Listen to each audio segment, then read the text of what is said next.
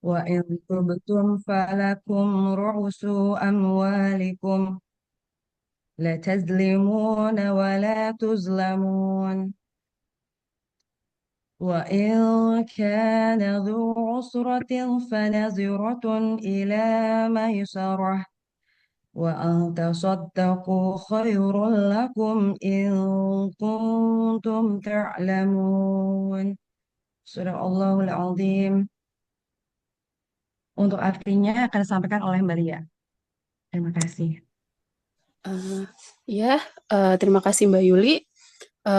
Yang artinya orang-orang yang memakan riba tidak dapat berdiri melainkan seperti berdirinya orang yang kesurupan setan karena gila. Yang demikian itu karena mereka berkata bahwa jual beli itu sama dengan riba. Padahal Allah telah menghalalkan jual beli dan mengharamkan riba. Barang siapa yang mendapat peringatan dari Tuhannya, lalu dia berhenti, maka apa yang telah diperolehnya dahulu menjadi miliknya, dan urusannya terserah kepada Allah. Barang siapa yang mengulangi, maka mereka itu penghuni neraka. Mereka kekal di dalamnya. Allah memusnahkan riba dan menyuburkan sedekah. Allah tidak menyukai setiap orang yang tetap dalam kekafiran dan bergelimangan dosa. Sungguh orang-orang yang beriman mengerjakan kebajikan, melaksanakan sholat, dan menunaikan zakat, mereka mendapat pahala di sisi Tuhannya. Tidak ada rasa takut pada mereka, dan mereka tidak bersedih hati. Wahai orang-orang yang beriman, bertakwalah kepada Allah dan tinggalkanlah sisa riba yang belum dipungut, jika kamu orang yang beriman. Jika kamu tidak melaksanakannya, maka umumkanlah perang dari Allah dan Rasul-Nya. Tetapi jika kamu bertaubat, maka kamu berhak atas pokok hartamu. Kamu tidak berbuat zolim, merugikan, dan tidak dirugikan. Dan jika orang itu berhutang dalam kesulitan, maka berilah tenggang waktu sampai dia memperoleh kelapangan. Dan jika kamu menyedekahkan, itu lebih baik bagi kamu dan jika kamu mengetahui. Sadaqallahul azim. Saya kembalikan ke moderator. Pak Giman. Baik, terima kasih Mbak Yuli, Mbak Malia untuk mengawali diskusi kita. Teman-teman tolong di share screen untuk materinya.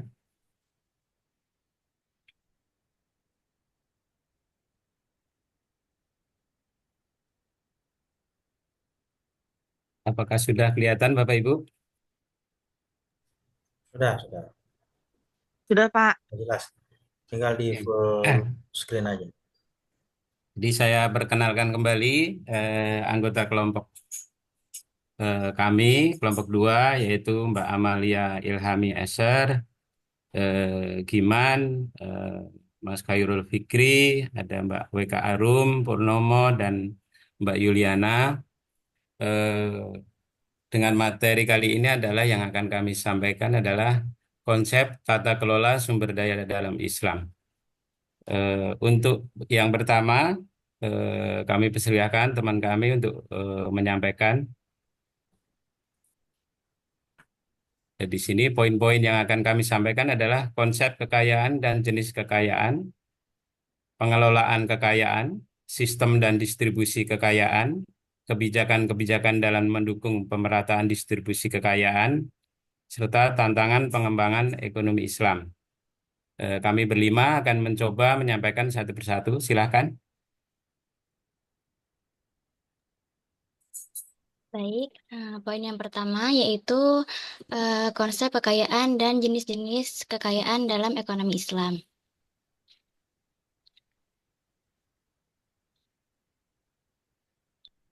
Di sini konsep kekayaan dalam ekonomi Islam. Islam sebagai agama yang syumul telah mengatur segala ruang lingkup kehidupan manusia termasuk di dalamnya menyangkut masalah harta. Harta kekayaan dalam Islam merupakan milik Allah secara mutlak. Ayat Al-Quran berulang kali menjelaskan mengenai hak mutlak Allah terhadap harta kekayaan yang ada di muka bumi ini. Jadi, kepemilikan manusia hanyalah bersifat relatif, sebatas hanya untuk mengelola dan memanfaatkan sesuai dengan ketentuan-ketentuan yang telah disyariatkan dalam Islam. Penjelasan mengenai hal tersebut disebutkan di dalam Al-Quran kurang lebih sebanyak 20 kali. Di antaranya terdapat dalam Quran surah Al-A'raf ayat 128, Quran surat Al-Hadid ayat 5, dan Quran surat Al-Baqarah ayat 29 sampai 30. Lalu di sini kami mengambil Quran surah Al-A'raf ayat 129 yang berbunyi, Bismillahirrahmanirrahim. Qala Musa liqaumihi ista'inu billahi wasbiru innal arda lillah yurithuha man yasha'u min ibadih wal aqibatu lil muttaqin. Yang artinya, Musa berkata kepada kaumnya, mohonlah pertolongan kepada Allah dan bersabarlah. Sesungguhnya bumi ini milik Allah. Dia akan mewariskannya kepada siapa saja yang dikehendakinya di antara hamba-hambanya. Kemudahan yang baik adalah bagi orang-orang yang bertakwa. Lalu, kekayaan termasuk jenis harta yang menjadi kecenderungan manusia terhadapnya. Oleh karena itu, sepatutnya manusia menyadari bagaimana sebenarnya kedudukan harta atau status harta yang telah dikaruniakan Allah kepada kita. Konsep harta berdasarkan dalam Al-Quran yaitu sebagai berikut. Yang pertama yaitu harta sebagai titipan, di mana manusia tidak dapat mengadakan benda yang dari tiada menjadi ada. Oleh karena itu, wajib bagi manusia menginfakkan atau mengibadahkan hartanya yang diperolehnya ke jalan-jalan yang telah sesuai dengan syariat Islam. Lalu yang kedua yaitu harta sebagai perhiasan hidup, di mana manusia dapat menikmatinya dengan baik dan tidak berlebih-lebihan. Lalu ini terdapat dalam Quran surah Ali Imran ayat 14. Lalu yang ketiga yaitu harta sebagai ujian keimanan, di mana hal ini terutama menyangkut soal cara mendapatkan harta dan memanfaatkan harta tersebut. Lalu selanjutnya harta sebagai bekal atau sarana beribadah. Nah, di sini menurut pandangan Islam sendiri, harta itu bukanlah tujuan, namun hanya sebagai sarana untuk memperoleh ridhonya Allah, yakni untuk beribadah kepada Allah, seperti untuk melaksanakan kegiatan zakat, infak, sedekah, dan lain-lainnya. Hal ini tercantum dalam Quran Surah At-Taubah ayat 14 dan 134. Lalu, kajian dari ayat-ayat Al-Quran di atas adalah sebagai berikut. Yang pertama, manusia bukan pemilik mutlak, tetapi dibatasi oleh hak-hak Allah sehingga wajib baginya untuk mengeluarkannya sebagian hartanya untuk berzakat dan beribadah kepada Allah. Lalu selanjutnya, cara-cara pengambilan manfaat harta mengarah kepada kemakmuran bersama. Pelaksanaannya dapat diatur oleh masyarakat melalui wakil-wakilnya. Yang di dalam ekonomi Islam sendiri bahwasanya harta itu harus dimanfaatkan untuk beribadah kepada Allah, dan sifat kekayaan itu adalah mengalir begitu. Lalu selanjutnya harta perorangan boleh digunakan untuk umum dengan syarat pemiliknya memperoleh imbalan yang wajar. Lalu jenis-jenis harta atau kekayaan. Yang pertama, kekayaan yang dimiliki untuk pribadi. Misalnya, rumah untuk tempat tinggal pemiliknya, bahan makanan yang disimpan untuk kebutuhan pemiliknya, ini tidak wajib dikeluarkan zakatnya. Lalu yang kedua, kekayaan yang dimiliki untuk memperoleh keuntungan atau sifat benda itu memberikan keuntungan, seperti perkebunan. Nah, kekayaan ini wajib dikeluarkan zakatnya menurut kesepakatan ulama.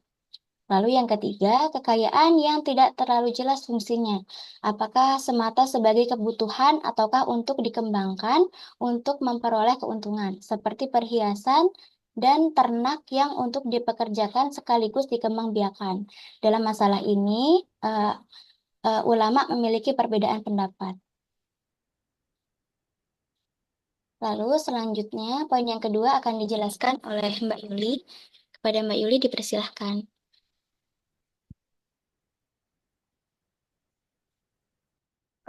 Iya, terima kasih Mbak Weka. Poin yang kedua, di sini saya akan menjelaskan tentang pengelolaan kekayaan dalam Islam. Selanjutnya,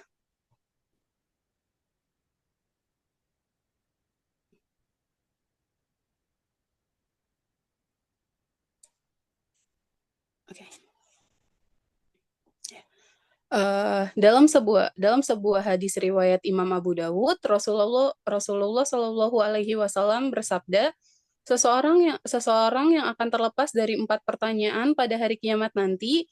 Yang pertama, usia dipergunakan untuk apa, masa muda dihabiskan untuk apa, harta benda yang dimiliki, bagaimana cara mendapatkannya, dan bagaimana pula cara memanfaatkannya, serta ilmu pengetahuan bagaimana pengamalannya.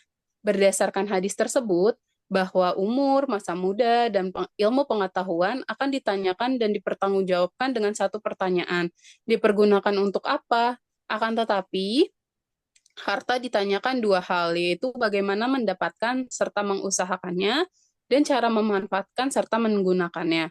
Pengelolaan kekayaan dalam pandangan Islam ditekankan pada 2 hal, cara mendapatkan dan cara memanfaatkannya. Selanjutnya,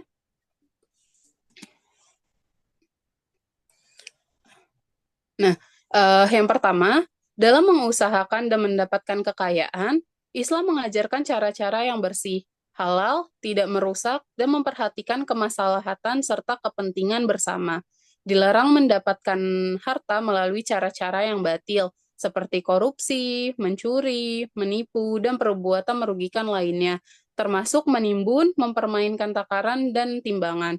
Allah Subhanahu wa Ta'ala berfirman dalam surat An-Nisa ayat 29, yang artinya, wahai orang-orang yang beriman, janganlah kamu memakan harta sesamamu dengan cara yang batil atau tidak benar, kecuali berupa perniagaan atas dasar suka sama suka di antara kamu. Janganlah kamu membunuh dirimu, sesungguhnya Allah Maha Penyayang kepadamu. Nah, yang kedua, penggunaan dan pemanfaatan harta untuk kepentingan pemenuhan kebutuhan hidup pribadi dan keluarga secara wajar dan tidak berlebihan. Dikeluarkan juga zakat, infak, sodakoh, dan juga wakafnya, agar harta tersebut bertambah berkahnya dan berkembang penuh dengan kebaikan dunia dan akhirat. Allah Subhanahu wa Ta'ala berfirman dalam surat Al-Baqarah ayat 277 yang tadi sudah dibaca Mbak Yuli juga, yang artinya sesungguhnya orang-orang yang beriman, beramal soleh, menegakkan sholat, dan menunaikan zakat, mereka mendapat pahala di sisi Tuhannya. Tidak ada rasa takut pada mereka dan tidak pula mereka bersedih. Selanjutnya,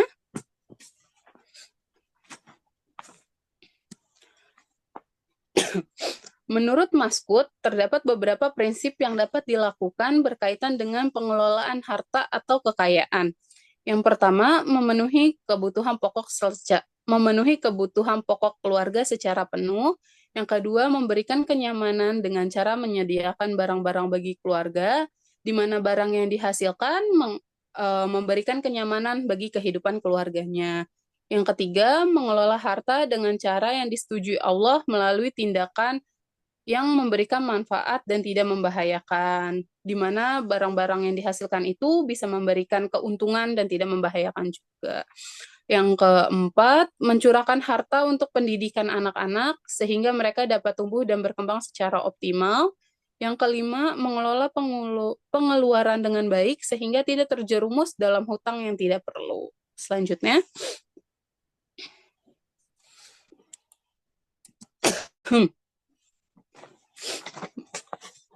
menurut Faiz dan Nas Akbar, terdapat 5 tahapan dalam mengelola harta secara Islami.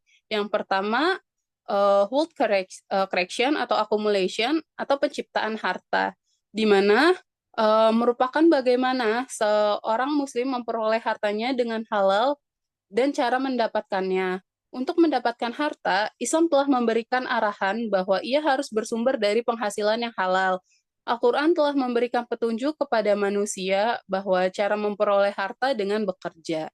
Yang kedua, ada wealth consumption atau konsumsi harta. di mana bagaimana seorang muslim mengkonsumsi sebagian hartanya, membelanjakan hartanya yang telah ditetapkannya untuk memenuhi kebutuhan keluarganya. Dan yang ketiga ada wealth verification atau pencucian harta, di mana bagaimana cara mensucikan harta yang dimiliki. Sejatinya di dalam harta yang dimiliki oleh setiap manusia terdapat hak orang lain yang mesti ditunaikan. Yang keempat ada wealth distribution atau distribusi harta. Maksudnya bagaimana seorang muslim dapat melakukan distribusi hartanya untuk kepentingan dirinya dan orang lain. Dan yang terakhir ada wealth protection atau perlindungan harta. Termasuk di dalamnya adalah asuransi dan juga menabung untuk keperluan di masa yang akan datang untuk dirinya sendiri dan keluarganya. Selanjutnya, Mbak.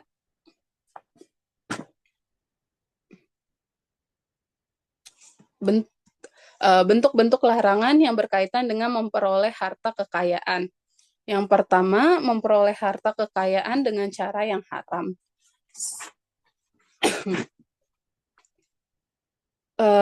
Di mana contohnya seperti kegiatan riba, judi, jual beli barang haram, mencuri, merampok, dan berlaku curang terhadap timbangan dan takaran. Allah berfirman dalam surat Al-Maidah ayat 38 yang artinya laki-laki maupun perempuan yang mencuri, potonglah tangan keduanya sebagai balasan atas perbuatan yang mereka lakukan. Dan sebagai siksaan dari Allah lagi maha mengetahui, lagi maha bijaksana. Yang kedua, memperoleh kekayaan dengan cara ingkar janji atau sumpah.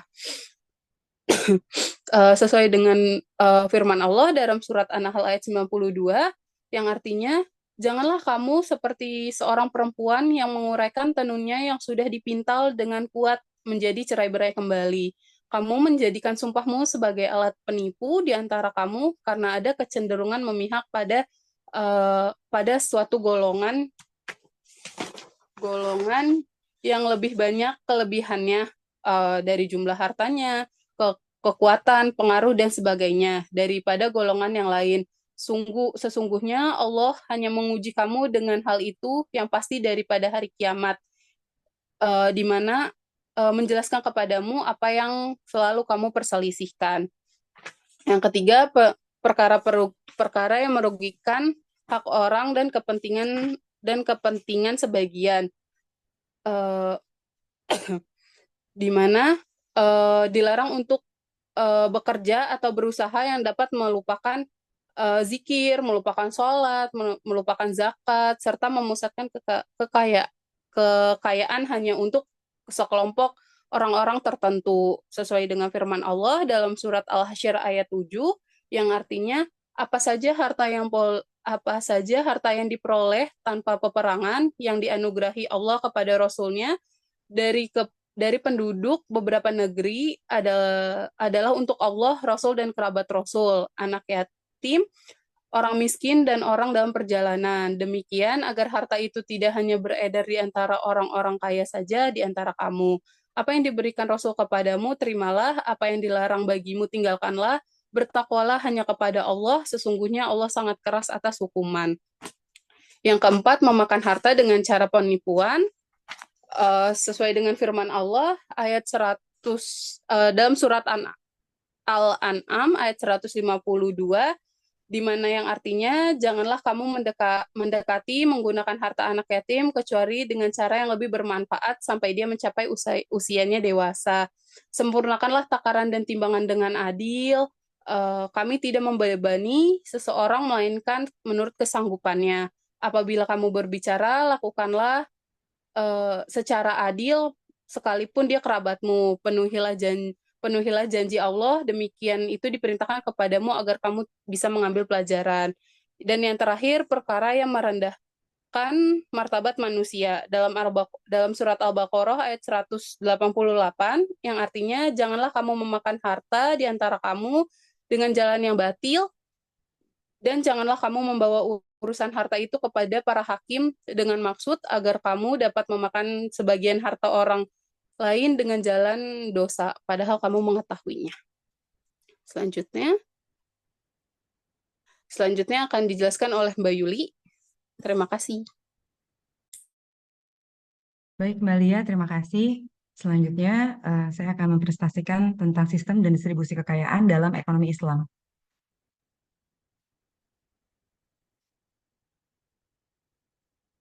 Distribusi kekayaan dalam ekonomi Islam berkaitan erat dengan nilai moral Islam sebagai alat untuk mencapai kesejahteraan di dunia dan akhirat. Untuk itu, merupakan kewajiban kita sebagai hamba Allah agar memprioritaskan dan menjadikan distribusi kekayaan yang bertujuan pada pemerataan menjadi sangat urgent dalam perekonomian Islam. Karena diharapkan setiap manusia dapat menjalankan kewajibannya sebagai hamba Allah tanpa harus dihalangi oleh hambatan yang ada di luar kemampuannya. Yang ada pada surat Al-Rum ayat 38 sampai 39 yang artinya maka berikanlah pada kerabat yang terdekat akan haknya. Demikian pula pada fakir miskin dan orang-orang yang dalam perjalanan itulah yang lebih baik bagi orang-orang yang mencari keridhaan Allah dan mereka itulah orang-orang yang beruntung. Dan sesuatu riba yang kamu berikan agar dia bertambah pada harta manusia, maka riba itu tidak menambah pada sisi Allah. Dan apa yang kamu berikan berupa zakat yang kamu maksudkan untuk mencapai keridhaan Allah, maka yang berbuat demikian itulah orang-orang yang melipat gandakan pahalanya.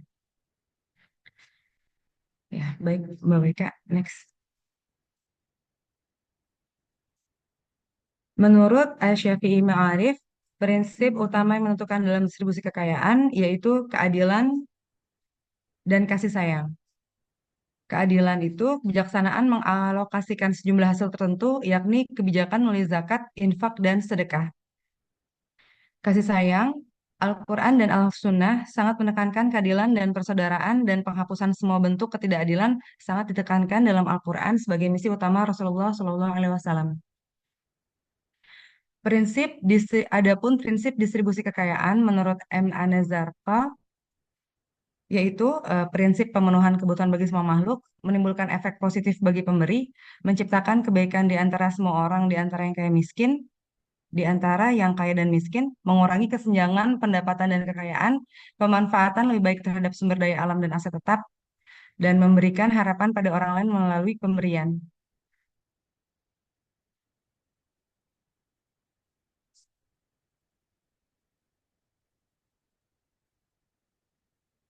Islam membangun filosofi dan sistemnya berdasarkan asas keadilan dan kebebasan. Islam menghendaki agar harta benar-benar terdistribusi dengan adil dan merata. Menurut Antonio, dalam ekonomi Islam ada dua sistem distribusi utama, yaitu distribusi secara komersial dan melalui mekanisme pasar, serta sistem distribusi yang mengedepankan pada aspek keadilan sosial.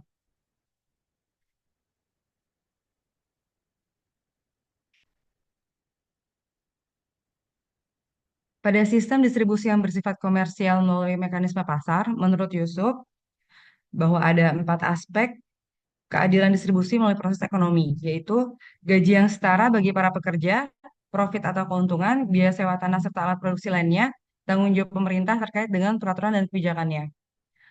Untuk distribusi dengan sistem yang berdimensi sosial, keadilan distribusi membutuhkan satu kondisi yang dapat menjamin terciptanya kesempatan yang sama pada setiap individu, mengingat tidak semua orang mampu terlibat dalam proses ekonomi karena yatim piatu atau jompo dan cacat tubuh.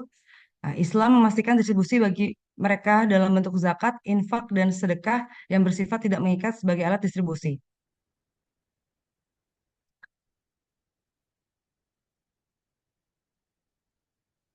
Menurut Sumitra, zakat secara umum terbagi dua, yakni zakat fitrah dan zakat mal. Zakat fitrah, zakat yang berhubungan dengan jiwa manusia atau badan. Dan zakat mal, zakat yang berhubungan dengan harta. Secara umum, harta-harta yang wajib dizakatkan adalah ada emas, perak, dan uang, kemudian harta perniagaan, kemudian hasil pertanian, binatang ternak, rikas atau harta terpendam, kemudian barang tambang, dan zakat profesi. Selanjutnya akan disampaikan oleh Mas Fikri. Terima kasih.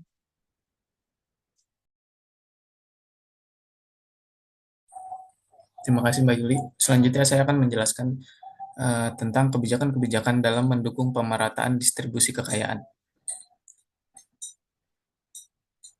Yang pertama yaitu penghapusan riba. Definisi riba secara teknis menurut para fuqaha adalah pengambilan tambahan dari harta pokok atau modal secara batil baik dalam utang piutang maupun jual beli menurut Al-Qurtubi tahun 1981. Tujuan pelarangan riba yaitu menghapuskan ketidakadilan dan menegakkan keadilan dalam perekonomian. Kemudian dampak negatif riba yaitu yang pertama menimbulkan ketidakadilan antara pemodal dan peminjam, kedua menghambat investasi karena tingginya suku bunga, yang ketiga meningkatkan biaya produksi yang berujung pada inflasi, yang keempat yaitu mengakibatkan krisis keuangan dan kesenjangan ekonomi.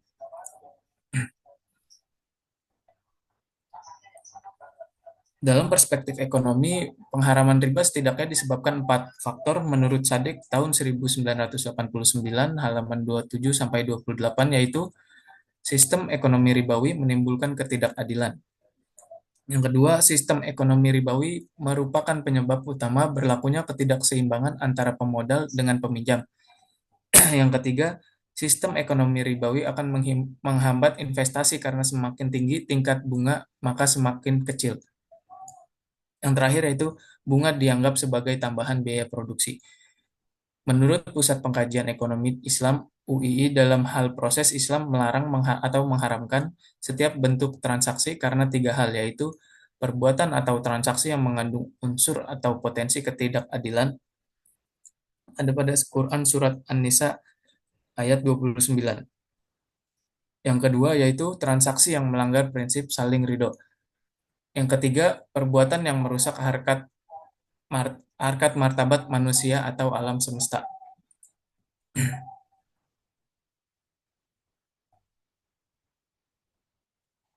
Yang kedua yaitu zakat. Definisi zakat yaitu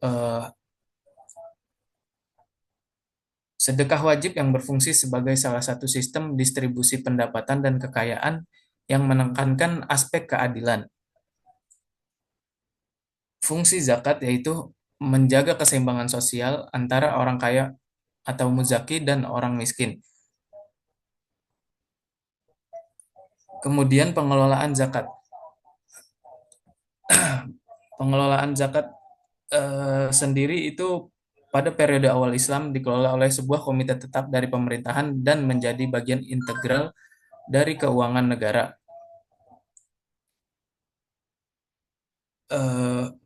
Karenanya kebijakan pengumpulan zakat maupun penyalurannya senantiasa terkait dengan kebijakan pembangunan negara secara keseluruhan. Kemudian next, Mbak. Yang ketiga itu pelarangan gharar. Definisi gharar yaitu ketidakpastian atau risiko dalam transaksi ekonomi.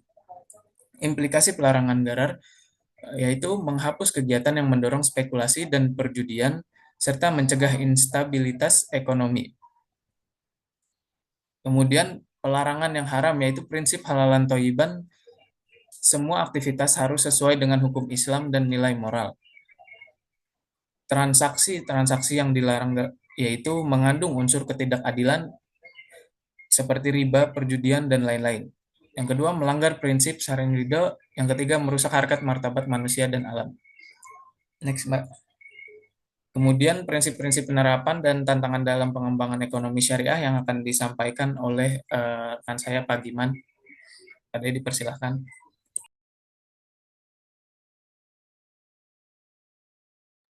Baik, terima kasih teman-teman. Berikutnya, Mbak.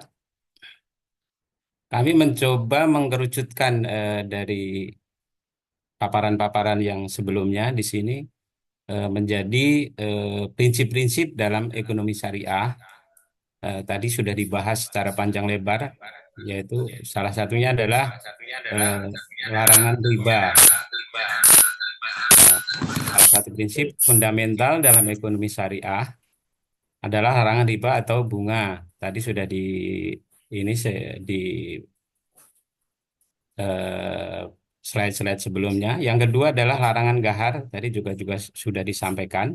Gahar itu merujuk kepada ketidakpastian. Jadi hal-hal yang menimbulkan spekulasi dan lain-lain sebagainya. Lalu berikutnya, Mbak. Lalu prinsip berikutnya adalah larangan maisir atau perjudian. Mausir atau perjudian juga dilarang dalam ekonomi syariah karena melibatkan risiko dan ketidakpastian yang tinggi serta dapat mengarah pada kerugian finansial. Yang keempat adalah prinsip zakat dan sedekah, tadi juga sudah disampaikan, yaitu zakat dan sedekah adalah bagian dari ekonomi syariah yang berkaitan dengan kewajiban sosial dan distribusinya. Zakat adalah kewajiban mengeluarkan sebagian harta untuk diberikan kepada mereka yang membutuhkan, sedangkan sedekah adalah sifatnya sumbangan sukarela atau sosial. Berikutnya, Mbak. Lalu prinsip yang kelima adalah keuntungan yang halal dan etik. Ya, tadi sudah dibahas juga mengenai keuntungan yang harta yang eh, halalan thayyiban. Jadi ekonomi syariah menekankan bahwa segala aktivitas bisnis dari investasi harus halal atau diperbolehkan menurut hukum Islam dan dilakukan dengan cara yang etis. Hal ini berarti harus menghindari aktivitas bisnis yang dilarang secara Islam dan praktek bisnis yang tidak jujur. Lalu prinsip yang ketujuh adalah prinsip keadilan dan kesejahteraan. Keadilan adalah prinsip utama dalam ekonomi syariah. Sistem ini bertujuan untuk mencapai kesejahteraan sosial dan ekonomi dengan memastikan bahwa semua pihak yang terlibat dalam kegiatan ekonomi dengan adil dan merata. Adil dan merata di sini adalah sesuai dengan standarnya masing-masing atau standar di masyarakat. Lalu berikutnya, Mbak. Penerapan ekonomi syariah di era modern. Di era modern, ekonomi syariah semakin banyak diterapkan dalam berbagai aspek kehidupan, mulai dari perbankan syariah hingga investasi dan asuransi. Selain itu, berbagai perusahaan juga mulai mengadopsi prinsip-prinsip ekonomi syariah untuk memastikan bahwa bisnis mereka beroperasi dengan cara yang etis dan adil. Begitu juga individu-individu belakangan juga sudah mulai banyak yang menerapkan ekonomi syariah sehingga gaji ataupun penghasilan yang mereka dapatkan sebagian sudah mulai sadar bahwa ada hak orang lain atas penghasilan yang mereka peroleh. Berikutnya, Mbak.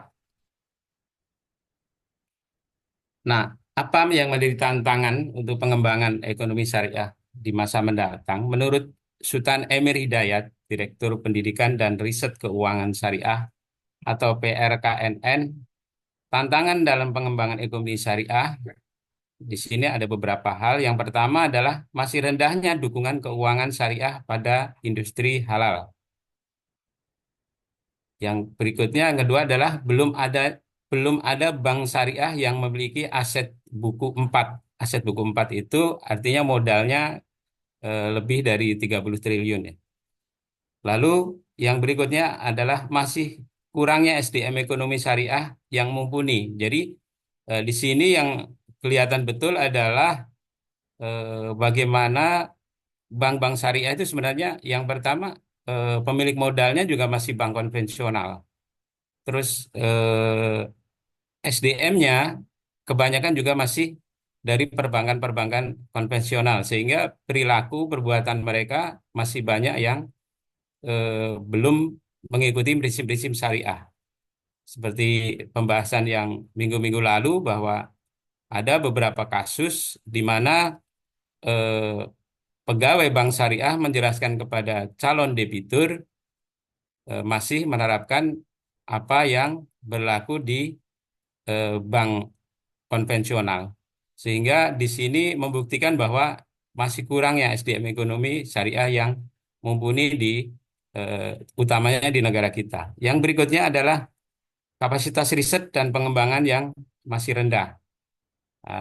Hal ini dimungkinkan karena memang riset-riset di dalam ekonomi syariah di kita masih masih kurang dan penerapannya juga seperti itu karena kita sekian puluh tahun barangkali dijajah dan lain sebagainya sehingga menyebabkan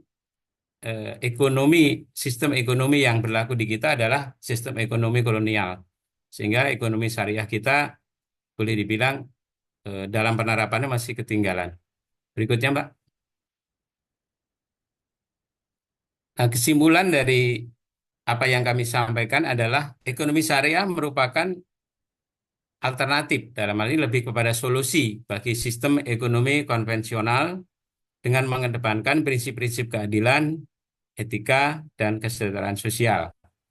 Dengan memahami prinsip-prinsip ekonomi syariah, kita dapat lebih memahami bagaimana sistem ini berfungsi dan bagaimana sistem ini dapat diterapkan dalam kehidupan sehari-hari, baik dalam konteks perbankan, investasi, maupun bisnis. Ekonomi syariah memberikan landasan yang kuat untuk menciptakan sistem ekonomi yang lebih adil dan seimbang. Demikian yang bisa kami sampaikan. Berikutnya, jazakumullah khairan katsiran. Kami membuka diskusi kali ini karena kami kebetulan saya sebagai moderator di sini, barangkali bisa minta di close dulu, Mbak. Ini sudah banyak yang Kita buka 3 pertanyaan dulu barangkali. Ya, Barangkali ada sebelumnya, barangkali ada tambahan dari Pak Adi. Monggo, silakan Pak. Terima kasih Pak Giman dan kawan-kawan sudah mempresentasikan sangat bagus ya. Ada referensinya juga dan ada perspektif umum dan syariah. Materinya ya sudah komplit dan tadi juga diceritakan bagaimana tinjauan-tinjauan syariah dan yang terakhir tadi juga menarik tuh poin terakhirnya. Untuk diskusi berikutnya ini kan tinggal tim memilih ya yang udah ke tangan ini udah ada 5 nanti bisa dipilih dan dijawab secara bergantian ya oleh tim. Nanti monggo saja dikondisikan yang paling atas ini terlebih dahulu nih teman-teman. Silakan Pak Giman dan kawan-kawan. Mungkin ini teman-teman ada yang mau bertanya, siapa dulu nih? Baik, barangkali untuk mempersingkat waktu, kita bagi yang pertama ini 3 pertanyaan dulu barangkali. 1, 2, 3, 4, 5 atau 5 langsung. 3 pertanyaan dulu supaya lebih diskusinya lebih terarah. Pertama barangkali Mas Aji ya. Silakan Mas Aji.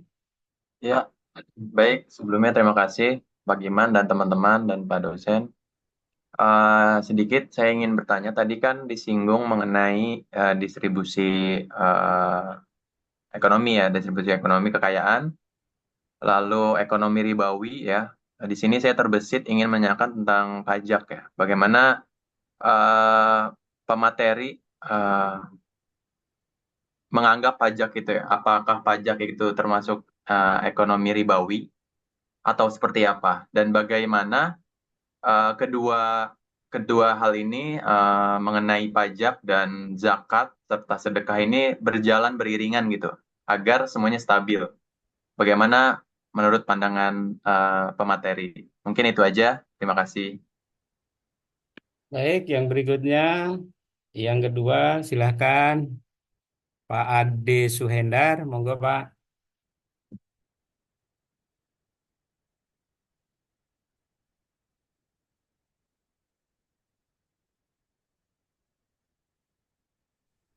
Baik.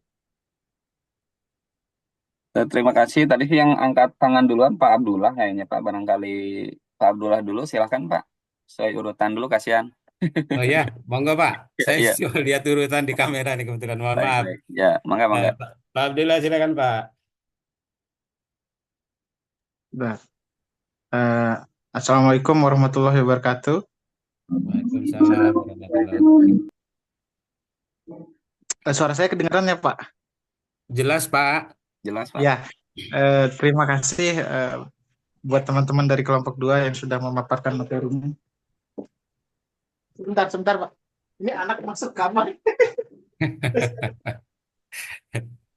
Hari libur sama mama, Eh, Mbak. iya.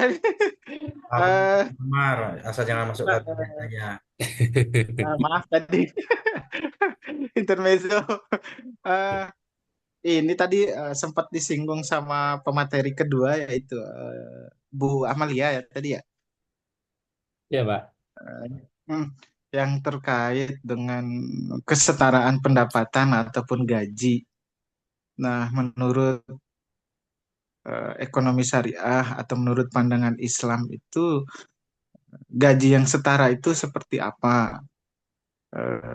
Sebagaimana kita ketahui bersama ya, orang yang gajinya lebih aja, misal mungkin lebih ke sifat dasar manusia kali. Orang yang gajinya lebih aja gitu masih merasa kurang dan masih melakukan kegiatan korupsi dan lain-lain seperti itu. Terima kasih. Baik, terima kasih. Berikutnya, Pak. Monggo, Pak. Ibu. Yang ketiga, silakan. Baik. Boleh saya, Pak? Ade tadi ya. Ya, silakan, Pak. Pak, Pak Edit ya, Pak. Ya, baik. Izin Pak dosen dan kelompok 2. Ini tentang kekayaan tadi ya.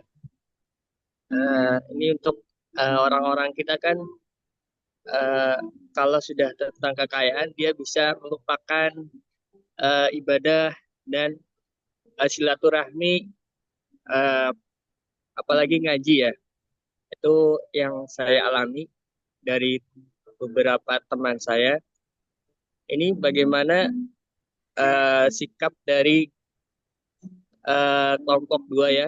Mungkin kan beda-beda ya dalam menanggapi tadi orang yang setelah mendapatkan banyak kenikmatan tetapi malah menjadi lalai gitu ya. Ini mungkin tanggapannya seperti apa dari kelompok 2 atau mungkin dari teman-teman yang lain. Mungkin itu saja Pak. Terima kasih. Baik. Sementara sesi pertama kita bahas dulu ya. Mohon izin Bapak Ibu. Yang sesi kedua nanti akan berlanjut. Di sini ada 3 pertanyaan. Barangkali ini kalau dilihat dari slide tadi ada yang satu ya. Ini silakan teman-teman barangkali dari kelompok 2 untuk merespon. Nggak harus tadi yang menyampaikan materi, tapi yang kira-kira lebih paham gitu. Silakan, Mbak Amalia, Mbak Yuli, Mbak Mas Fikri.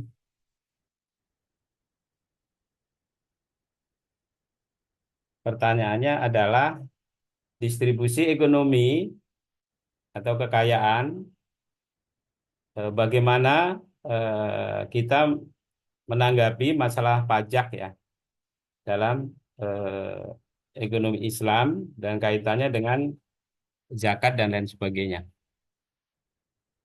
Itu Pak Haji ya, kurang lebih tadi ya. Silakan Mas, Ya, Mbak. betul. Betul, Pak Le.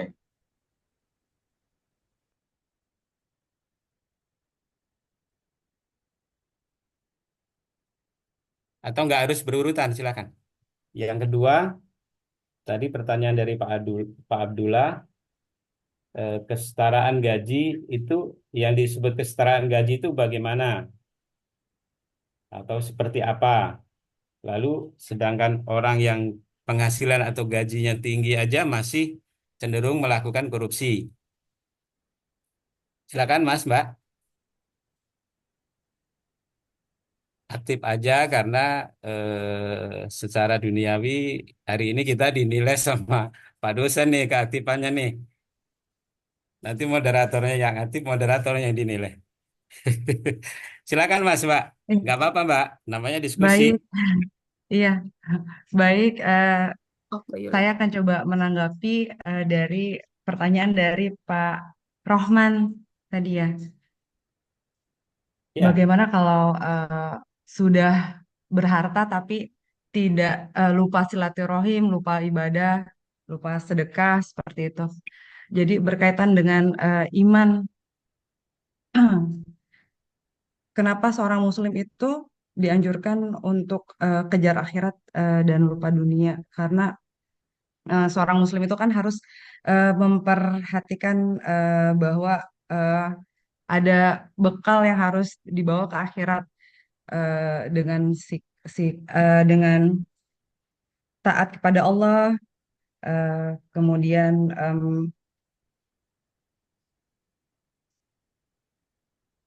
di mana ada hadis yang menyebutkan juga, barang siapa yang inginkan dunia maka harus dengan ilmu, barang siapa yang inginkan akhirat maka dengan harus ilmu dan amal juga gitu. Jadi lebih ke eh, ikhlasnya hati dan ridhonya untuk memberi eh, memberi harta yang sudah dia punya gitu kan. Juga seperti di bulan Ramadan juga kenapa diadakan zakat fitrah, eh, itu juga untuk mengingat bahwa masih banyak di sana yang membutuhkan, seperti itu. Eh, Mohon eh, tambahan dari Pak Giman juga.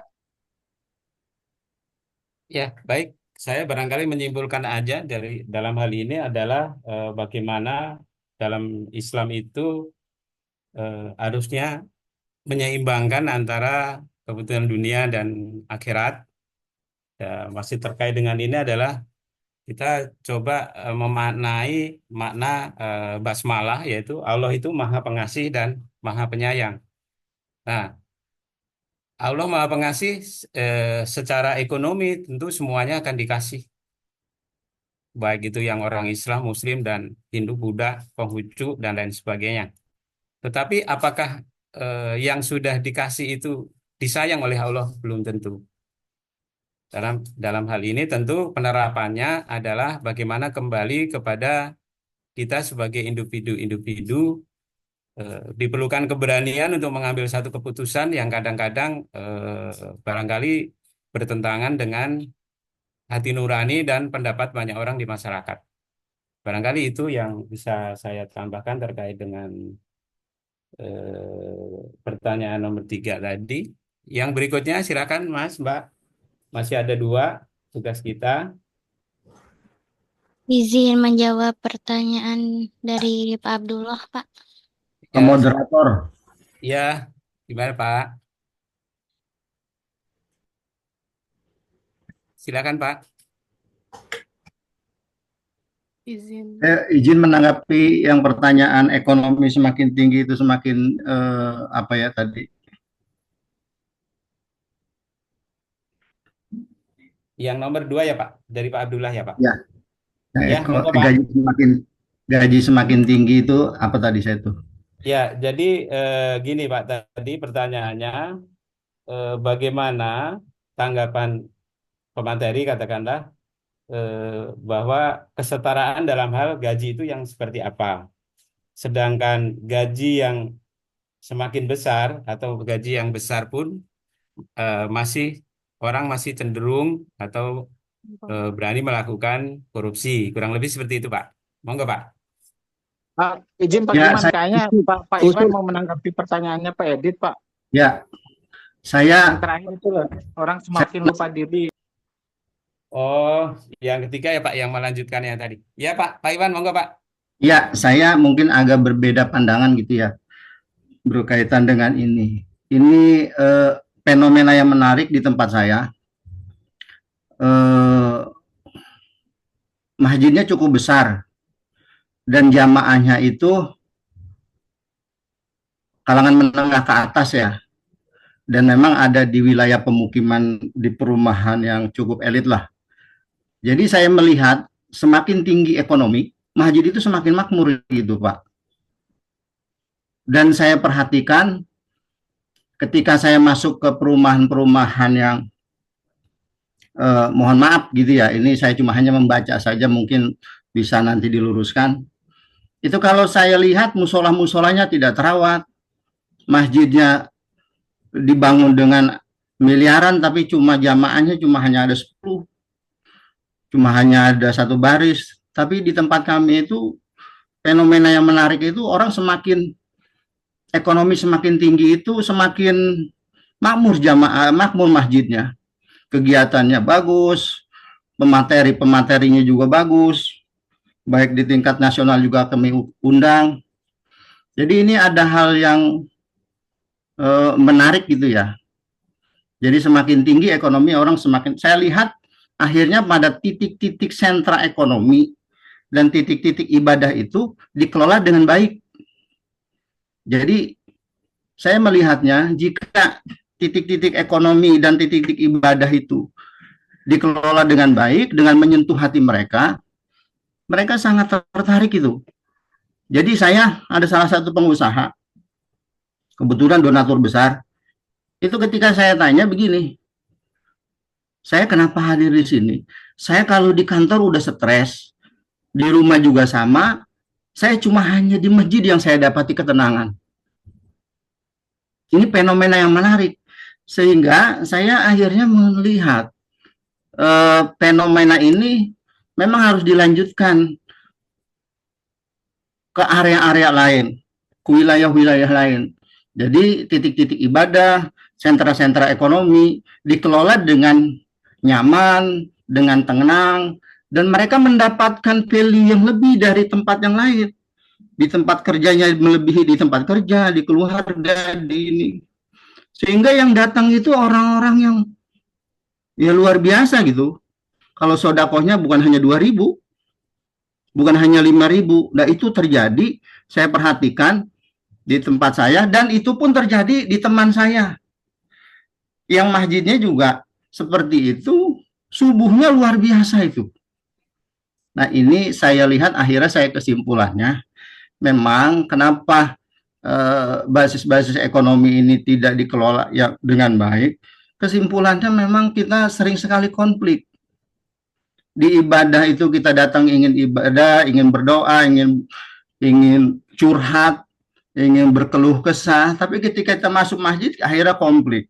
Ketika kita ingin ekonomi akhirnya konflik, fikihnya beda, Muhammadiyah beda, NU beda, Yosroe beda, Persis beda gitu kan. Sehingga kemarin yang di tempat kuliah yang lain akhirnya jadi liquid terhadap aset-aset syariah ini gitu. Nah ini saya cuman hanya berbeda pandangan dengan teman yang lain. Itu mungkin tambahan dari saya, Pak dosen dan teman-teman. Baik, terima kasih Pak Iwan atas tambahan materinya. Silakan Mbak. Berikutnya tadi yang mau menjawab pertanyaan yang kedua ya dari Pak Abdullah. Monggo silakan Mbak. Baik Pak, izin menjawab pertanyaan tadi Pak Abdullah mengenai kesetaraan pendapatan atau gaji ya. Itu kesetaraan itu yaitu pemberian gaji atau kompensasi yang setara kepada karyawan yang memiliki fungsi pekerjaan yang serupa tanpa memandang jenis kelamin perempuan atau laki-laki, ras, etnis, dan yang lainnya. Lalu kalau mengenai orang yang gajinya lebih tapi masih kurang dan melakukan korupsi atau kegiatan yang tidak sesuai dengan syariah, mungkin itu kembali lagi kepada individunya ya Pak, gitu. Bahwasanya kita harus lebih banyak-banyak bersyukur begitu. Kan Allah juga sudah berfirman bahwasanya apabila kita bersyukur, maka Allah akan menambah rezeki kita, begitu. Itu mungkin dari saya. Apabila teman-teman yang lain mau menambahkan, silahkan.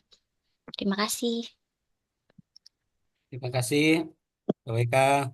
Untuk membersihkan lagu, saya cuma menyimpulkan lagi kembali di sini bahwa gaji setara dalam gaji ini bukan berarti rata semua. Artinya kesetaraan di sini adalah sesuai dengan posisi, tentunya dari mulai karyawan tingkat bawah sampai karyawan tingkat atas sesuai dengan itu. Jadi bukan rata, semuanya rata itu ekonomi Islam itu tidak seperti itu. Dan kembali kepada individu-individu tadi, bahwa kembali kepada prinsip-prinsip yang sudah kita sampaikan tadi, kesemuanya adalah kembali kepada individunya. Yang berikutnya adalah dari pertanyaan Mas Haji, silakan terkait dengan Iya. zakat. Izin Pak Giman, Oh ya, untuk Pak Faridin silakan. menambahkan tadi pertanyaannya Pak Haji. Kalau nggak salah tadi pertanyaannya Pak Haji itu terkait dengan terkait masalah pajak ya, pajak Pajak. dan Ya, zakat kalau nggak salah ya. ya Jadi betul Pak. pertanyaan itu kalau nggak salah bagaimana pajak dan zakat itu beriringan. Nah seperti itu mungkin tadi saya tangkap ya pertanyaannya Ya, Pak Haji. Benar nggak Pak Haji ya? iya betul betul. Ya, baik baik. Eh, Kalau dilihat dari segi bahasa, zakat dan pajak itu sudah jelas berbeda ya, sudah jelas berbeda. Zakat sendiri itu adalah di mana seorang muslim diwajibkan untuk mengeluarkan zakat, dan ini memang sudah diatur di dalam Al-Qur'an. Jadi setiap muslim itu wajib mengeluarkan zakat, baik itu zakat fitrah ataupun zakat mal. Nah, sementara daripada pajak itu sendiri adalah bentuk kontribusi warga kepada suatu negara atau suatu pemerintahan, seperti itulah. Nah, ketika ditanyakan bisakah antara pajak dan zakat itu beriringan? Kalau menurut pandangan saya, ya kita kembali kepada kemanfaatannya ya. Kalau zakat itu sudah jelas diatur di dalam Al-Qur'an, di ayat itu disebutkan innamas shadaqatu lil fuqara'i wal masakin. Jadi sudah jelaskan itu bagian-bagian yang mendapatkan zakat, gitu. Fakir, miskin, ibnu sabil, amil dan lain sebagainya. Dan itu memang pemanfaatannya sudah jelas. Artinya kalau kita berbicara masalah pemanfaatan, kita melihat dari segi hukum dan aturan yang mengikat. Di dalam zakat itu sendiri tentu manfaat yang diberikan oleh zakat itu sendiri terbatas ya. Artinya karena memang sudah diatur siapa saja yang berhak mendapatkan zakat. Sementara kalau pajak itu memang bentuk kontribusi yang diberikan kepada warga atau sipil untuk keperluan negara, untuk keperluan pemerintah. Dan ini juga tergantung ya. Sebenarnya di dalam Islam sendiri itu juga itu terapkan terkait masalah pajak. Dan ini memang sifatnya ketika dalam keadaan darurat. Artinya itu pajak tambahan. Nah, dan kalau pajak itu sendiri kalau kita lihat sekarang di negara kita memang tidak bisa kita prediksi ya. Kadang-kadang memang ada suatu keputusan yang diberikan dan ditetapkan kepada kita dan kita tidak tahu sebenarnya itu pemanfaatannya untuk apa. Dan itu menurut saya. Ya, jadi tergantung kemanfaatannya, Pak. Kalau menurut saya, kalau zakat itu sudah jelas memang sudah diatur di dalam Al-Qur'an, sementara pajak itu tergantung pemanfaatannya. Yang penting selama itu tidak membebani masyarakat secara berlebihan. Dan kalau pajak sendiri itu kan memang yang mengelola adalah pemerintah. Artinya ada transparansi untuk kepentingan masyarakat luas, seperti itu. Sementara zakat itu tidak seperti itu. Begitu mungkin Pak. Terima kasih. Baik Pak Farudin, terima kasih. Sudah mantap sekali. Kebetulan nih kami dari kelompok 2 ini kurang memahami nih Pak. Jadi terima kasih Pak Farudin. Barangkali ada teman-teman yang lain yang mau menambahkan, silakan.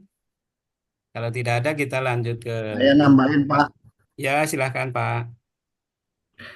Pak, di Undang-Undang Perpajakan itu, laporan keuangan fiskal itu diakui atas zakat, Pak. Jadi negara mengakui laporan keuangan pengeluaran yang atas zakat. Yang jadi persoalannya itu, Pak, kenapa negara hanya menentukan Bajnas saja? Padahal kalau negara bisa menentukan masjid-masjid sebagai titik sentra yang paling kecil dan di bawah dan bersentuh dengan masyarakat, itu menarik sekali, Pak. Jadi kalangan pengusaha itu, Pak, kalau ada zakatnya 1 miliar dari usahanya, pajaknya 1 miliar, itu kan bisa dikeluarkan, Pak, yang diakui sebagai beban usaha. Ya, kalau 1 miliar kan lumayan besar itu, Pak, kalau 22%. Ya. Kalau masjid itu ambil, itu menarik, Pak. Persoalannya, Dewan Syariah ini nggak buat ketentuan bahwa pengeluaran beban biaya perusahaan untuk zakat ini hanya Bajnas saja. Padahal saya ngobrol dengan teman-teman pengusaha, mereka lebih mau ngasih ke umat dibandingkan ke negara. Tapi tidak ada undang-undangnya itu. Saya ngobrol di Bajnas di Kota Tangerang, ketua Bajnasnya sendiri, saya bilang, Pak Yai, ini harusnya langsung turun, bikin tim di masjid, Bajnas tentukan yang bisa diakui masjid-masjid ini bisa menerima zakat dari sisa usaha perusahaan. Tapi tidak dilakukan. Nah, saya mungkin mengusulkan nama Dewan Syariah Indonesia itu coba ambil itu. Teman-teman pengusaha muslim itu lebih baik bayar zakat dibandingkan bayar pajak, Pak. Itu mungkin tanggapan saya. Baik, Pak Iwan, terima kasih. Ya, izin menambahkan mungkin tadi pernyataannya Pak Iwan. Pak. Ya, Jadi Pak, kalau saya. kita lihat memang yang berbeda itu ruang lingkupnya ya, ruang lingkupnya dalam artian zakat itu memang sudah ada ketentuan yang harus dikeluarkan sebanyak 2,5% ya. Dan itu sudah pasti dan sudah dalilnya sudah jelas. Sementara kalau kita berbicara pajak memang secara global ya, artinya kalau zakat memang itu sebuah kewajiban, artinya kewajiban itu siapa saja selama dia seorang muslim itu berkewajiban untuk mengeluarkan zakat. Nah, ketika umpamanya dia mempunyai harta ataupun kelebihan harta yang memang haul dan nisabnya itu sudah harus dikeluarkan, maka itu sudah masuk ke zakat mal ya, zakat mal. Sementara kalau pajak sendiri itu kan secara global, artinya memang di dalam satu negara itu semua warga yang ada di negara itu ya diberikan dikenakan pajak. Itu mungkin ya, dikenakan pajak. Artinya tidak secara spesifik. Seperti itu mungkin, Pak. Baik, Tambahan Pak. saya. Terima kasih. Kesimpulannya di sini bahwa pajak itu adalah produk dari pemerintah, kewajiban kita sebagai warga negara tidak terbatas kepada umat Islam, Hindu, Buddha, dan lain sebagainya. Sedangkan zakat adalah produk dari Islam itu sendiri, sehingga yang berkewajiban adalah kita umat Islam yang harus menjalankan. Barangkali itu yang untuk mempersingkat waktu, silakan untuk sesi kedua, Pak. Ya, mohon izin Pak saya ya. Ya, Pak Ade, silakan, Pak. Mantap. Rame-rame. Bismillahirrahmanirrahim. Diskusinya. Assalamualaikum warahmatullahi wabarakatuh. Waalaikumsalam warahmatullahi wabarakatuh. Sebelum bertanya terkait dengan pengelolaan sumber daya di dalam Islam ya, saya mau berpendapat tadi terkait masalah pajak. Menurut saya pribadi sih pajak yang ada di Indonesia ini udah zolim, Pak. Saya ngerasain ketidakikhlasan saya saat harus membayar pajak. Contoh di THR, Pak. Dalam sebulan begitu lebaran nih potongnya 15%. Masya Allah nih. Udah mah gaji tiap bulan dipotongnya PPh 23 lah, PPh segala rupa. Kemudian pas dapat bonus sama THR, potong lagi 15%. Begitu PHK pun 15% plus 5% lagi. Ini nauzubillah udah bahkan saya pernah tanya ke Ustadz di salah satu pengajian, Pak, bagaimana hukumnya saat saya membayar pajak kemudian saya tidak ridho? Kata Ustadznya, udah nanti kita tagih di akhirat ke pemerintah, katanya lumayan. Itu pendapat saja, Pak ya. Jadi kalau Pak. bayar pajak itu masa Allah diridho tidak ridho ya boleh dikatakan, apalagi ngelihat angkanya yang buat fakir miskin tadi dengan angka katakanlah 2 juta itu angka yang luar biasa gitu yang bisa mereka gunakan untuk kebutuhan berbulan-bulan gitu ya, untuk kebutuhan 1 sampai 2 bulan. Itu yang berikutnya saya mau bertanya Pak terkait, kan ini temanya kan pengelolaan sumber daya di dalam Islam ya. Saya pernah baca di salah satu hadis, Pak. Jadi mohon penjelasan juga dari Pak dosen barangkali. Dari hadis riwayat Ahmad ya, saat itu disampaikan bahwa dari Jabir radhiyallahu an bahwa Nabi Shallallahu alaihi wasallam bersabda, ini terkait pengelolaan sumber daya. Barang siapa yang mengelola lahan mati, Pak. Nah, kemudian dia kelola, kemudian dia hidupkan, dia tanami tanaman sehingga subur gitu ya. Maka kepemilikannya menjadi pemilik yang mengelola gitu, Pak. Nah, ini barangkali ada penjelasan di Pak dosen atau teman-teman. Kira-kira seperti apa, Pak? Karena terus terang di kita mungkin banyak juga itu lahan yang mati ya, dalam artian tidak ada kepemilikan. Nah, tapi kemudian apa namanya dihidupkan, dikelola, kemudian menjadi hak milik itu. Nah, ini juga barangkali ada apa namanya ya ironi juga saat lahan mati kemudian digunakan untuk perkebunan sawit gitu, kemudian dia jadi hak milik. Nah, ini seperti apa Pak? Apa namanya aturan yang clear-nya gitu ya terkait dengan aturan secara Islam ini. Karena ini hadisnya kan cukup sahih kalau dilihat ya. Nah, ini mohon penjelasannya Pak kelompok 2 dan Pak dosen. Terima kasih. Assalamualaikum warahmatullahi wabarakatuh. Waalaikumsalam warahmatullahi wabarakatuh. Berikutnya silakan. Yang kedua masih ada Saya tadi Pak Giman ingin Pak bertanya. Farudin ya. Silakan Ya. Pak. Ini terkait kesetaraan dan keadilan dalam harta. Jadi kalau saya lihat ya, saya perhatikan sekarang ini yang jadi perhatian dan miris itu adalah terkait masalah faraid. Ya, faraid itu adalah waris ya, terkait masalah ilmu waris. Banyak sekarang yang menyepelekan tentang hak-hak waris. Jadi kadang-kadang kita lihat keluarga mungkin yang sudah meninggal ataukah memang seseorang itu sudah harusnya mendapatkan hak waris, tapi justru itu tidak dilaksanakan. Sebagaimana kita ketahui bahwasanya waris atau hak waris itu kan sudah ditentukan juga kan di dalam Al-Quran, dan itu sudah jelas bahwasanya ketika dalam sebuah keluarga ada orang yang memang sudah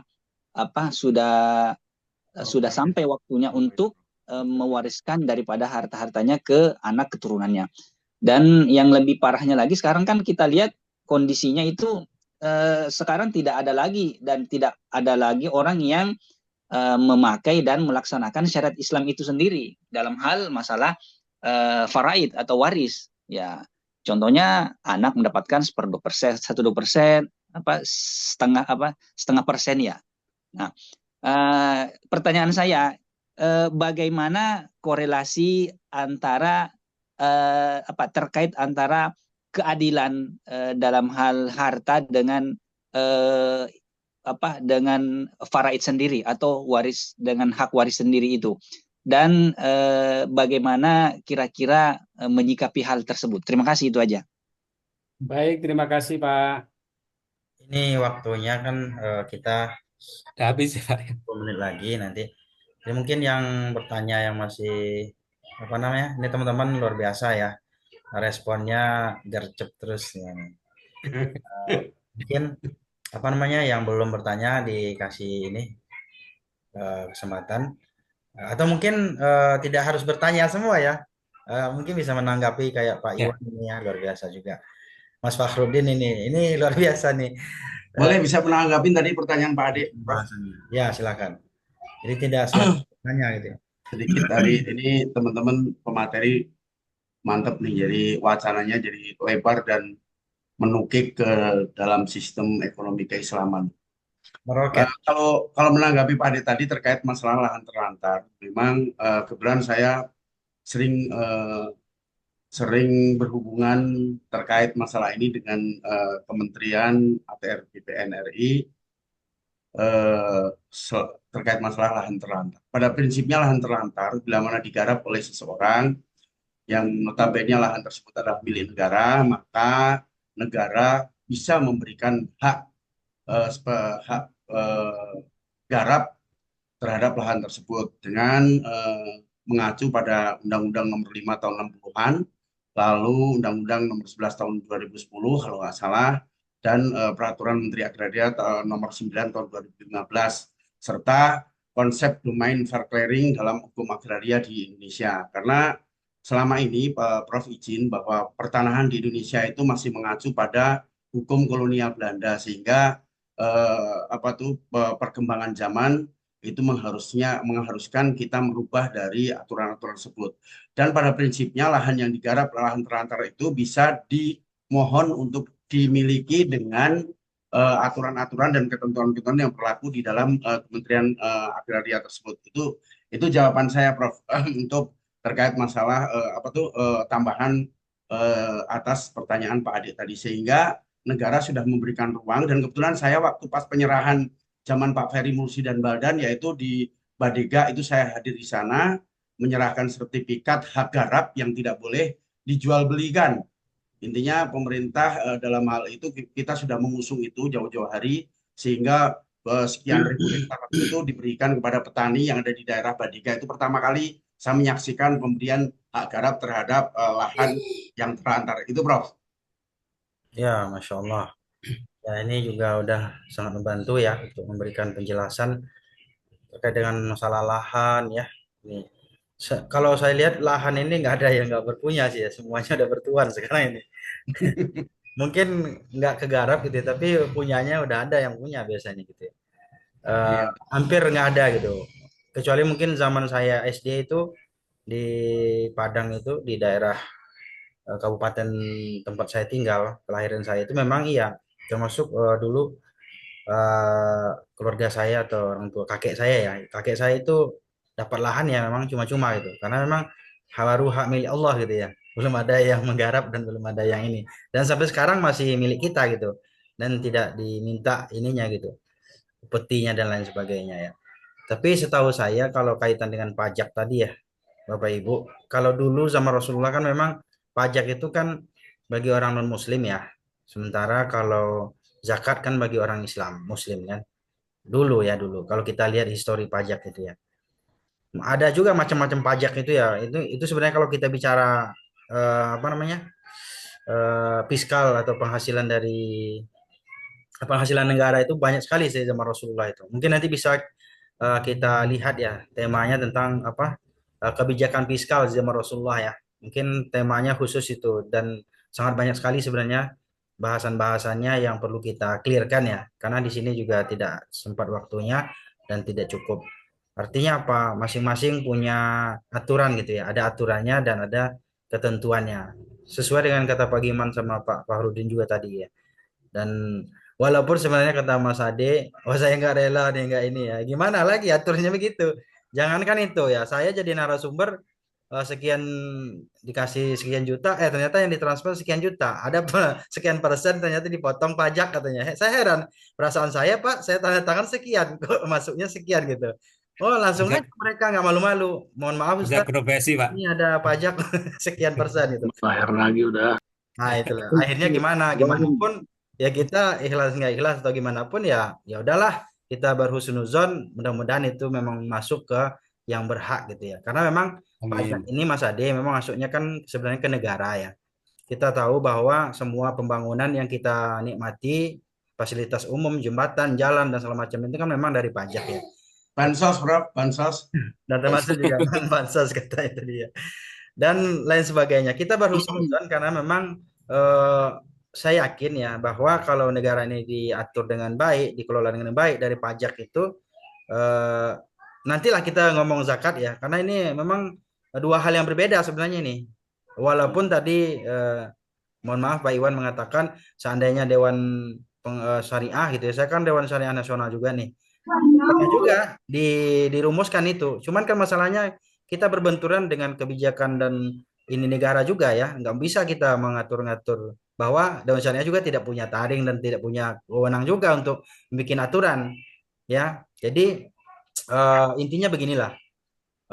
Segala sesuatunya itu memang punya porsi-porsinya. Seperti yang kata Pak Fahrudin tadi kayaknya. Itu punya porsi-porsinya dan tentunya masing-masing ada aturan dan sistem yang berlaku juga, termasuk masalah pajak dan ini ya. Walaupun sebenarnya banyak pajak yang kita nilai sebenarnya liar gitu ya, kayak makan, kayak apa segala macam, kadang-kadang nggak masuk akal juga. Berarti kalau kita pikir ini kan mungkin yang Ustadz pernah ini Mas Ade yang pernah tonton kayaknya Ustadz di Hidayat yang bilang itu ya bahwa haram katanya hukumnya menarik pajak dari konsumen ya yang makan misalnya nih. Itu dari mana dan kebijakannya apa kan gitu.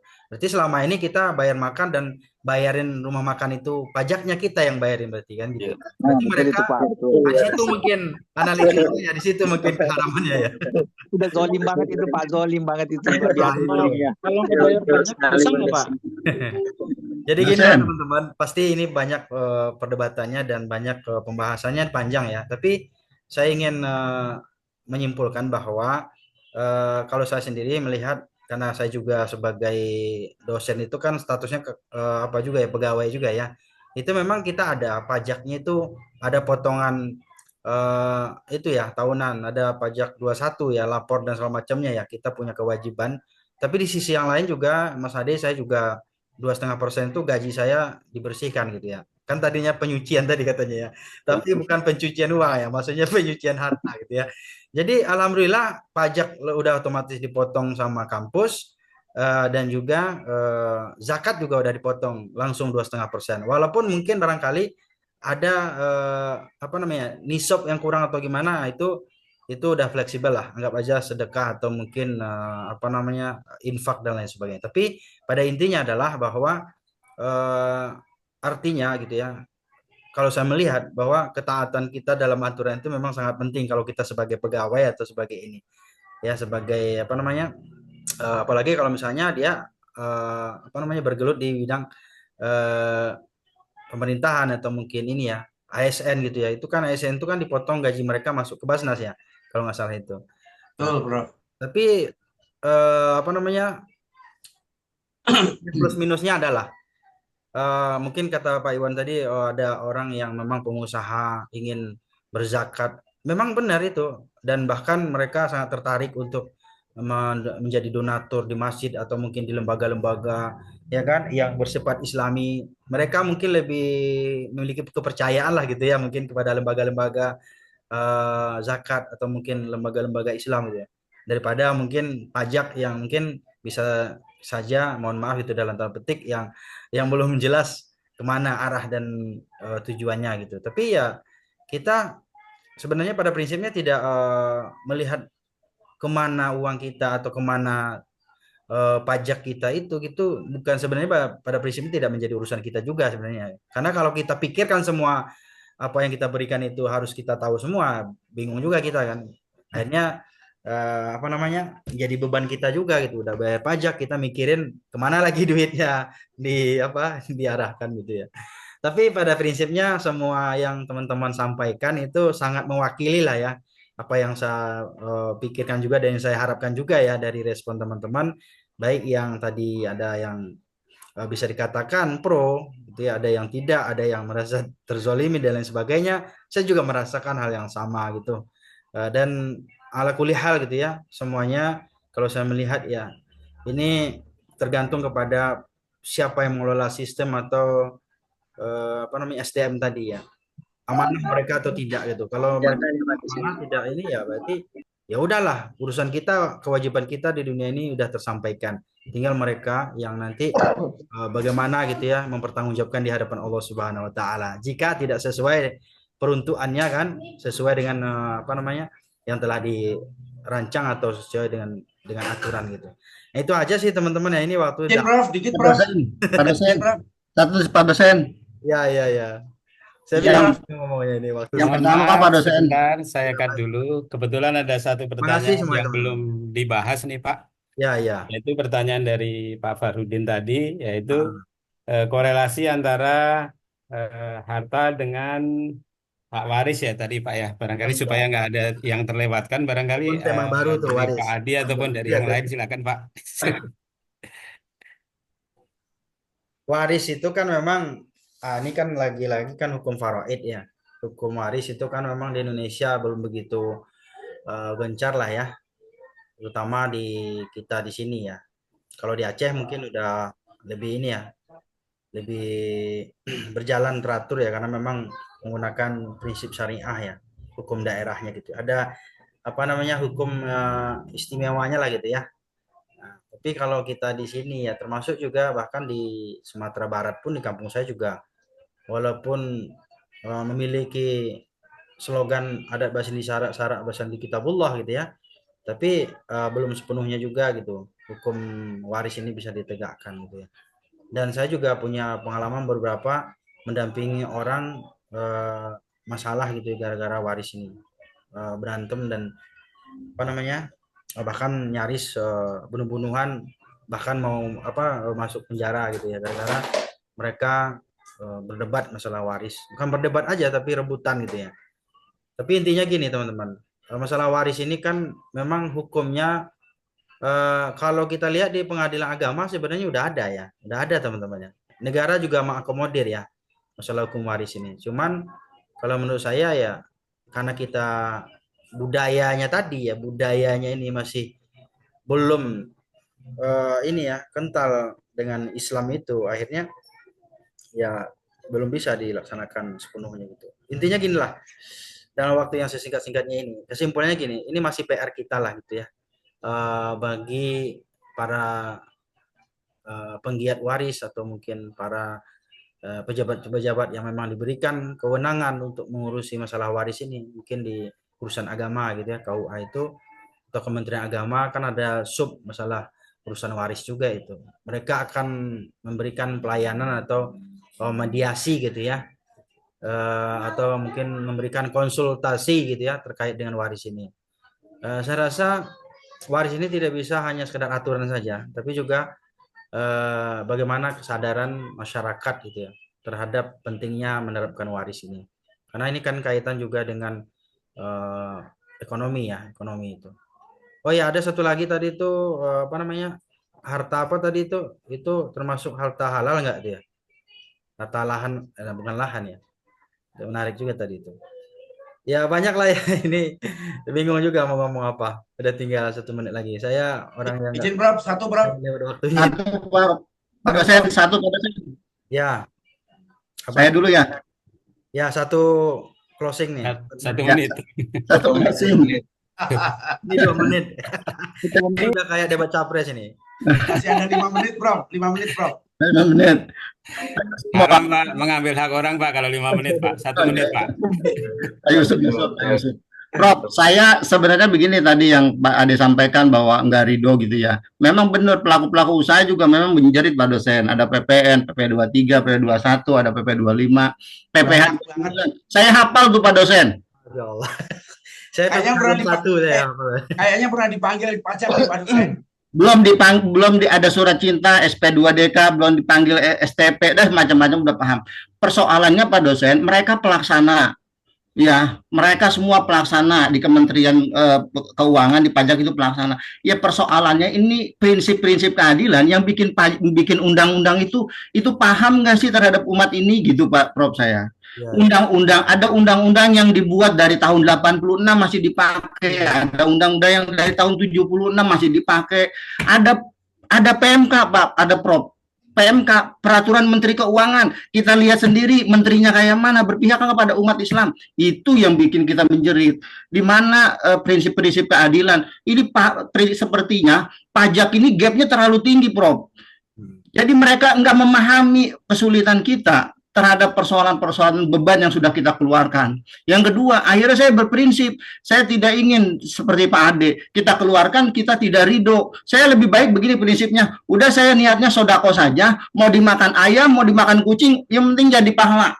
Terserah mau dimakan ayam atau dimakan kucing, udah sodako niat saya. Itu closing saya Pak Prof. Halo Pak. Keren. Jadi tegas ya. Ya. Baik. Barangkali mohon maaf nih waktunya sudah habis. Karena kita juga Pak Giman masuk sebentar Pak Giman. Pak Giman.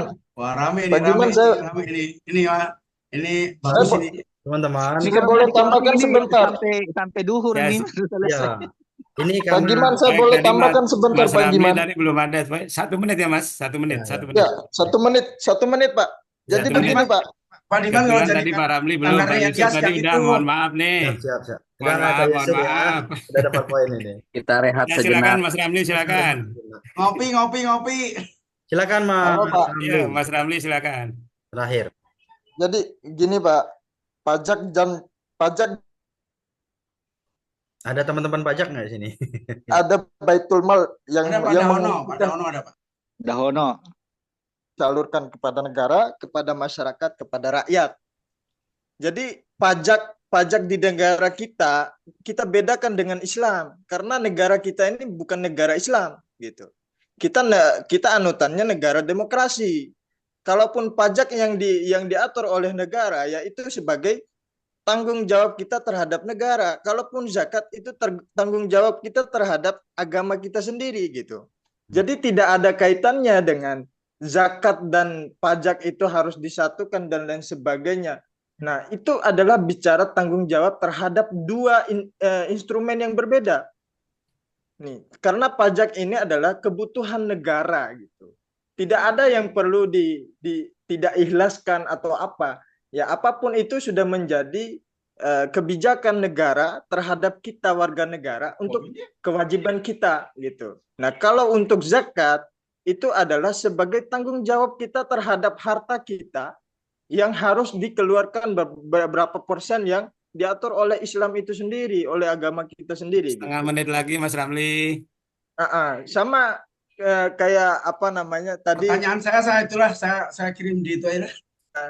Cukup mendalam untuk kajian Di yang grup aja Pak Yusuf, di grup. Sebentar Pak, saya lagi bicara Pak. Ya, silakan setengah menit lagi Mas Ramli, monggo Mas.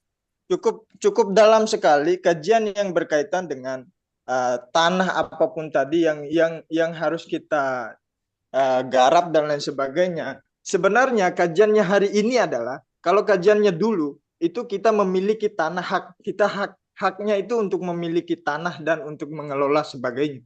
Hari ini misalnya ada tanah kosong, kita memiliki haknya itu apa? Hasil daripada apa yang kita tanam itu sebenarnya. Kalau kita kaji gitu. Barangkali misalnya kita tanami pisang dengan lahan kosong, siapapun yang memiliki tanah itu, terus kita memiliki haknya. Haknya apa? Kita hasil tanamnya itu yang kita ambil gitu. Bukan berarti kita memiliki lahan yang kita garap gitu. Untuk hari ini. Tapi kalau untuk masa-masa lalu, masa lampau, barangkali dimiliki tanahnya. Sama seperti yang dijelaskan oleh Pak dosen tadi. Terima kasih Pak Giman. Mohon maaf Bapak-bapak, Ibu-ibu semuanya, Pak Ade, barangkali kami tidak bisa memenuhi keinginan semuanya, tidak bisa karena secara waktu dan juga barangkali pembahasan juga supaya nggak melebar kemana-mana. Dari kelompok 2, terima kasih. Mewakili kelompok 2, terima kasih. Wassalamualaikum warahmatullahi wabarakatuh. Waalaikumsalam warahmatullahi wabarakatuh. Baik, saudara-saudara, terima kasih semuanya. Ini luar biasa. Respon Matkulnya ditambah 2 jam lagi nanti ke depan. Berbobot semua ini, Masya Allah ya. Dan saya juga menambah dari wawasan sendiri ya. Dari teman-teman juga ada masukan, komentar, dan saran-saran dan pengalaman-pengalamannya. Terima kasih. Karena saya juga habis ini jam 10 ngajar lagi ya di Magister Akuntansi, jadi mohon izin saya harus pamit ya.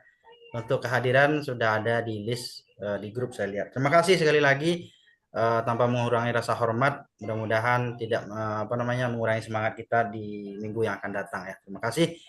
Kita tutup dengan baca hamdalah. Alhamdulillahirabbil alamin.